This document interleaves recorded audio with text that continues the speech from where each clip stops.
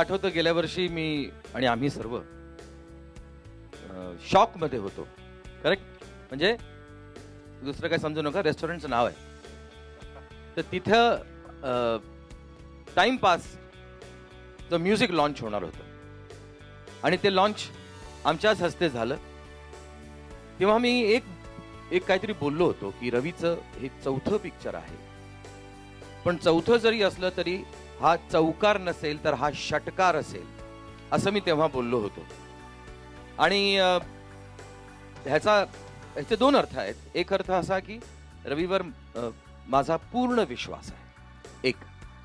आणि दुसरी गोष्ट म्हणजे तो कर्तबगार आहे, तर त्यामुळे तो करेल ह्या विश्वासावरतीच मी ते बोललो होतो. आता मला थोडासा विचार करावा लागतोय की मी या वेळेला काय बोलू.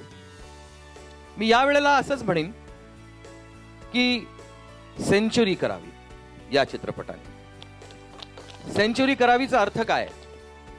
सेंचुरीचा अर्थ असा की या चित्रपटाचा बिझनेस 100 कोटीचा व्हावा आणि पुन्हा एकदा रवीनी रेकॉर्ड कायम करावा त्याच्या संपूर्ण टीम बरोबर. अर्थातच एक माणूस चित्रपट बनवू शकत नाही, पण एका माणसाशिवाय चित्रपट बनवूही शकत नाही. आणि त्याच्याबरोबर यावेळेला सुद्धा EVPL आहेत, यावेळेला सुद्धा ही संगीतकार जोडी आहेत. नवीन कलावंत जरी असले तरी सगळे जे पूर्वीचे कलावंत तेही यात त्यांचा समावेश आहे. सर्वांच्या सदिच्छा, शुभेच्छा, शुभाशीर्वाद सर्वांचेच आहेत रवी. त्यामुळे परवाइल्ले and all the very best. पुन्हा एकदा सांगतो, let's cheer for the century. नमस्कार, मी Sachin Pilgaonkar. Please subscribe to Rajshri Marathi.